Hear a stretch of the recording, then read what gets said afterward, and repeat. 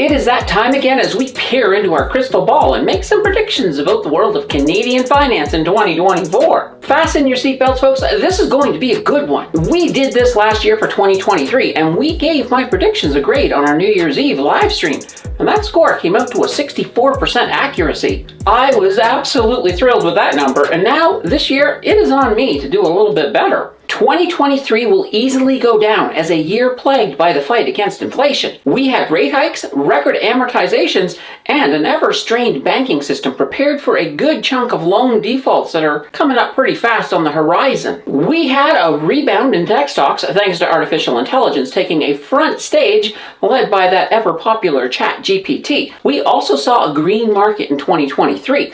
We had plenty of red, but the overall market was indeed up. The TSX was up by almost 8%, and the S&P 500 was up by 26.29%. The NASDAQ, which of course pumped up by that AI, was up a staggering 43.4%. Of course, we're not here for 2023, but rather we are firmly looking towards the future. Of course, 2023 did set the stage for what is to come this year. So let's pull back the curtains and see what we have in store for us in 2024. Join the conversation. Let me know in the comments any expectations you have for this new year. Your participation is of course well appreciated. Don't forget to like and subscribe to stay up to date on future content, and a huge thank you for that click. This is a video you want to stick around until the very end, because after my predictions, we have a few predictions from some of the channel members, which I'm including in this video. I will only say the channel members certainly did not disappoint when it came to their predictions. Without any further ado, let's do this. What will the overall look of the market be in 2024? I am seeing two different phases. For the first half of the year,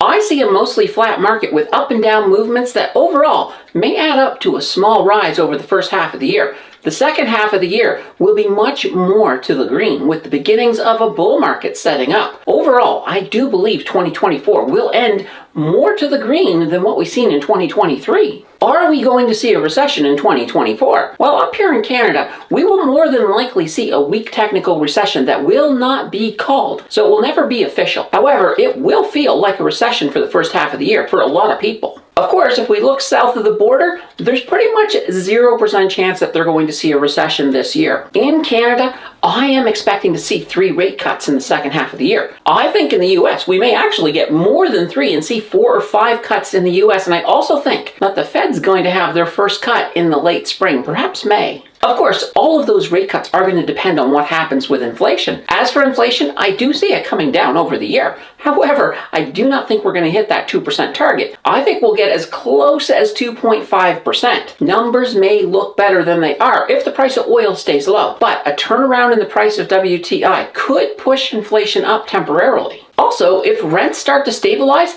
that will certainly help the housing portion of the CPI. It's definitely going to be a fun year to watch what happens with inflation, that's for sure. This one's almost a no-brainer when it comes to crypto. I do believe we will see a US spot Bitcoin ETF within the first quarter of 2024. And between that and the halving, it will be a very good year for crypto overall. I am thinking that Bitcoin will reach new all-time highs before the year is done. Many altcoins will also have huge ROIs. Not all of them, but a good chunk of them will definitely follow Bitcoin as it rises. Regarding the mortgage crisis, it is going to begin in 2024 as those very low pandemic rates come up for renewal. The banks have been setting aside a lot of money for loan loss provisioning, and that is good because we will begin to see it this year. The rate cuts in the second half of the year will help a small amount, as they will help to lower rates for some folks renewing their mortgage. However, there will be some who simply cannot afford even a reduced rate at this point. Think of the people who expected a low rate for a longer time, and then between inflation and these higher rates,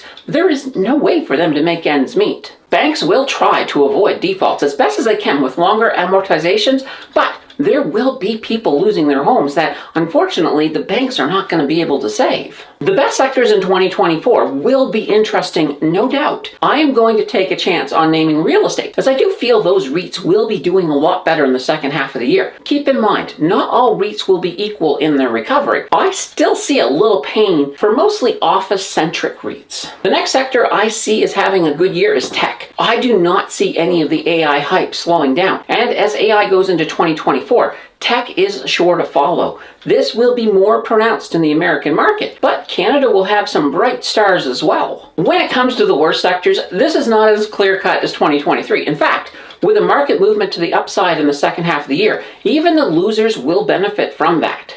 Because of that, this is definitely a prediction with a very high difficulty level for sure. First, I am going to name the energy sector, as the Super El Nino has already led to a warmer start to the winter in many regions, and demand for oil has been down. I do think we will see peaks along the way, especially if OPEC decides to cut production. Energy will be fine long term, but it has a chance of underperforming in 2024. I am also going to name the telecommunications sector, as I do see Bell, Telus, and Rogers struggling for most of the year. They will benefit from the rate cuts, as they are all carrying a lot of debt. They will finish up on the year, but a disappointing up compared to many of the other sectors. We did see some pretty big dividend cuts in 2023 from companies like Algonquin and Northwest Health. As the prognosis improves throughout this year, I am not expecting to see a lot of dividend cuts. In fact, some companies may even be looking at raising dividends later in the year. I do expect to see one dividend raise for each of the big 6 banks, and even a few of the covered call ETFs may be looking at a wee bit of a boost. A black sheep event is basically something you do not see coming, so I expect to probably be wrong as I try to figure out something that may occur in 2024. Provided we get a spot Bitcoin ETF in the US, the growth in Bitcoin in 2024 will create added pressure for regulation, and I predict that a regulatory framework for Bitcoin will be introduced before the end of the year, and this will further increase institutional interest in Bitcoin and could push the price higher as a result. Now, the black swan aspect of this is that it's going to happen sooner than anybody expects. So those are my predictions for 2024, and we will review them on New Year's Eve to see how I do. Now, we have a few predictions by the community members. Sammer believes the S&P 500 will be up by 8%. Bitcoin will hit